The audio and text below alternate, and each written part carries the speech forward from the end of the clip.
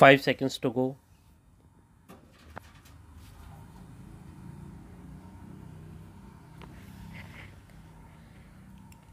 Start. The annual budget is also an opportunity for the government to outline its priorities for the year to come. The priority of our government is clearly to provide additional resources for vulnerable sections, rural areas, and social and physical infrastructure creation. The government shall also endeavour to continue with the ongoing reform program and ensure the passage of the constitutional amendments to enable the implementation of the goods and service tax, the passage of insolvency and bankruptcy law, and other important reform measures which are pending before the Parliament. Additionally, as I will detail later, we will undertake significant reforms such as the enactment of a law to ensure that all government benefits are conferred upon persons who deserve it by giving a statutory backing to the Aadhaar platform, bringing significant changes in the legislative framework relating to the transport sector so as to free it from constraints and restrictions, incentivizing gas discovery and exploration by providing calibrated marketing freedom, enactment of a comprehensive law to deal with resolution of financial firms, providing legal framework for dispute resolution in PPP projects and public utility contracts, undertaking important banking sector reforms and public listing of general insurance companies, and undertaking significant changes in FDI policy. Our agenda for the next year is therefore to transform India in this direction. My budget proposals are therefore built on this transformative agenda with 9 distinct pillars. Let me first take up agriculture and farmers' welfare. We are grateful to our farmers for being the backbone of the country's food security.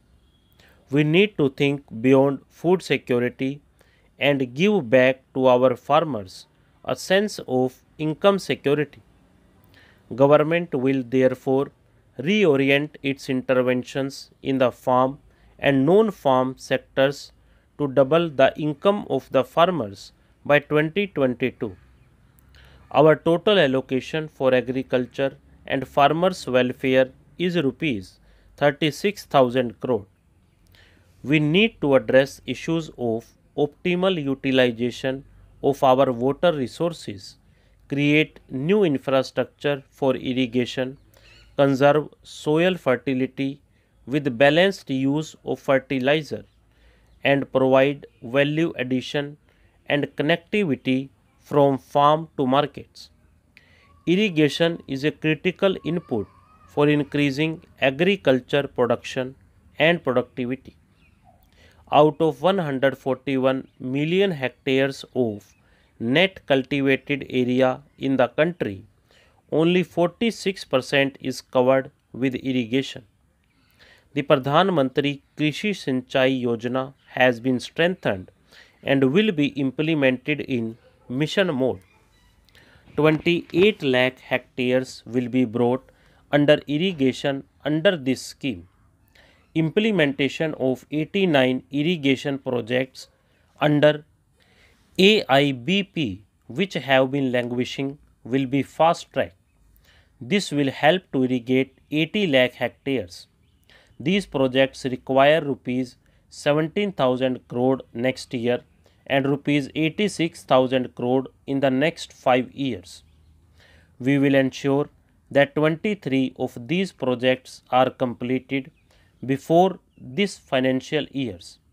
A dedicated long-term irrigation fund will be created in NABARD with an initial corpus of about rupees 20,000 crore. To achieve all these, a total provision of rupees 12,000 crore has been made through budgetary support and market borrowings. Simultaneously, a major program for sustainable management of groundwater resources has been prepared with an estimated cost of rupees 6,000 crore and proposed for multilateral funding.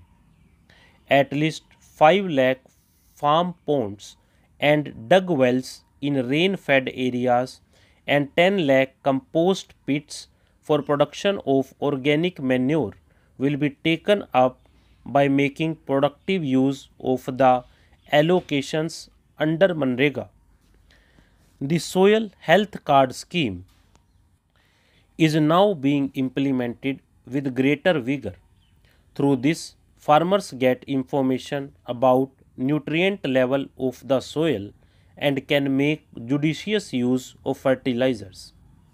The target is to cover all 14 crore farm holdings by March 2017. Rupees 300 crore has been provided for national project on soil health and fertility.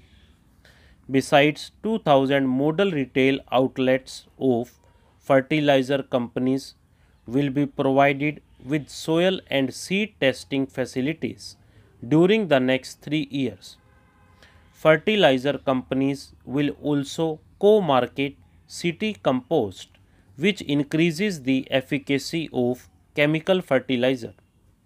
A policy for conversion of city waste into compost has also been approved by the government under the Swachh Bharat Abhiyan.